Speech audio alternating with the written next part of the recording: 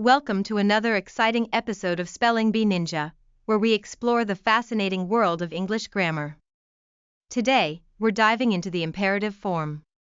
Whether you're instructing someone, giving advice, or making requests, mastering this grammatical structure will enhance your communication skills.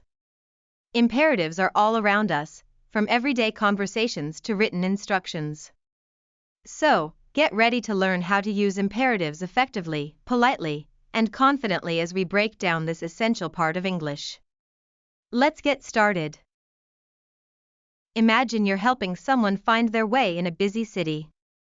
You might say, turn left at the corner. Or perhaps you're in a kitchen, guiding a friend through a recipe, boil the water, then add the pasta. These are great examples of imperatives, essentially commands or instructions that tell someone to take action. The imperative form is a fundamental aspect of English, often showing up in directions, signage, and even in polite requests. In this lesson, we'll break down what the imperative form is and how we use it. First, it's important to understand that the imperative mood gives commands, makes requests, provides advice, and instructs someone directly. When using imperatives, you might say things like please be quiet or don't touch that. In these sentences, the subject you is often unstated, as the command is directed at the listener. Let's look at the structure of these imperative forms. To create a positive imperative, simply use the base form of the verb. For example, you can say, listen to your teacher or finish your homework. Here, the subject you is understood, we don't need to say it explicitly. On the other hand, for a negative imperative, you can use don't followed by the base verb. For instance, don't run in the hallway or don't forget to do your chores. For stronger commands or in more formal contexts, you might also say, do not enter this area. This is how we form both positive and negative imperatives. Now that we know how to form these sentences, let's explore how they're used in everyday life. We can find imperatives in various contexts, such as giving instructions, making requests, providing directions, or even offering advice. For example, if you're cooking, you might tell someone, stir the mixture for 5 minutes. In a store, you might hear, please take a number and wait for your turn. And when giving directions, you might say, go straight, then turn right. Case in point, warnings and advice are often expressed as imperatives too. For instance, watch out for that car, or stay safe and wear your helmet. Now, let's talk about a very important aspect of using imperatives, tone and politeness. Using commands can sometimes come across as rude if not delivered in the right way. Therefore, it's essential to soften the tone of imperatives when necessary, especially in professional and polite conversations.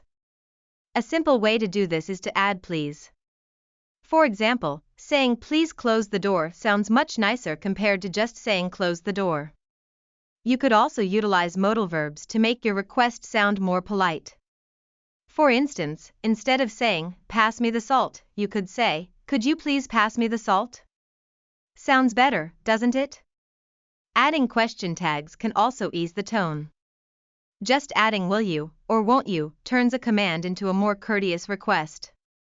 Simple sentences like, wash your hands, will you, sound far more pleasant than just giving a straightforward command. Now, let's touch on some common mistakes people make with imperatives.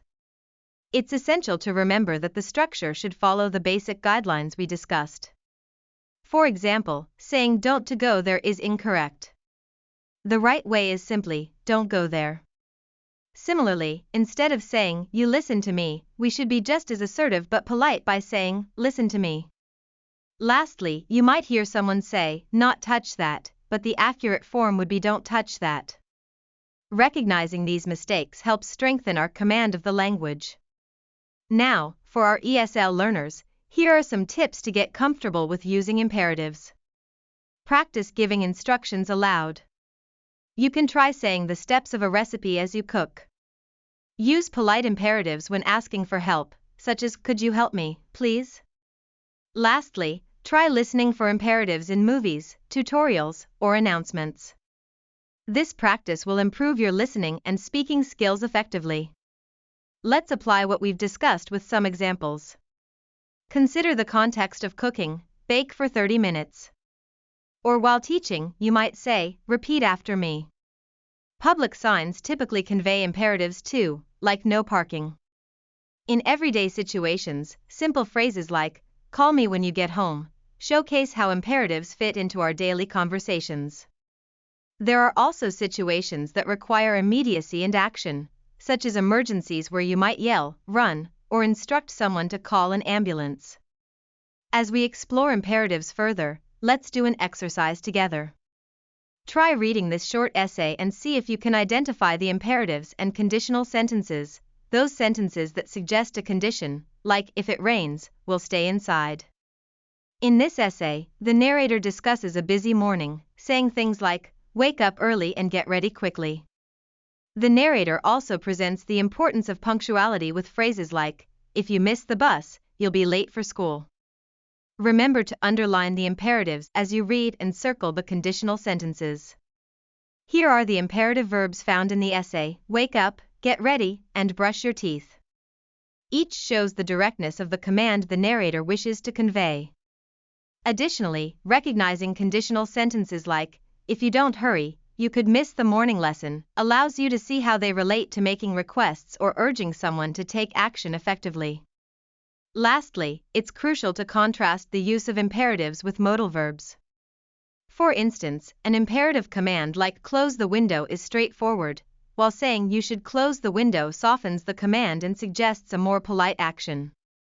This flexibility in choosing your wording conveys not just your intentions but also the relationships you have with others. In moments where a directive may come off as imperative, using modal verbs to express politeness or suggestions greatly enriches our communication. In summary, the imperative form is a powerful tool in English that enables us to give clear instructions, offer advice, and effectively communicate urgency. Whether you're speaking to a friend or writing down directions, understanding how to form and use imperatives makes your communication clearer and more effective. As you apply this knowledge, remember to consider tone and context, especially with those you might not know well or in formal situations. So, the next time you need to issue a command, do it with confidence. Keep practicing because practice really does make perfect. To wrap up our episode today, we dove deep into the imperative form.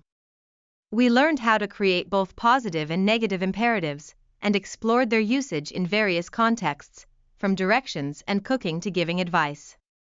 We also discussed the importance of tone and politeness, highlighting how adding please or using modal verbs can transform a command into a courteous request. Remember, understanding the imperative form not only enhances your communication skills but can also make your interactions smoother and more efficient. Keep practicing, and you'll find yourself using imperatives with ease. Thank you for joining us on Spelling Bee Ninja today. We hope you enjoyed this lesson and found it beneficial in mastering the imperative form.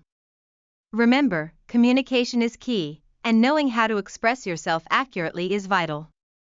If you want to test what you've learned, check out our interactive resources linked below.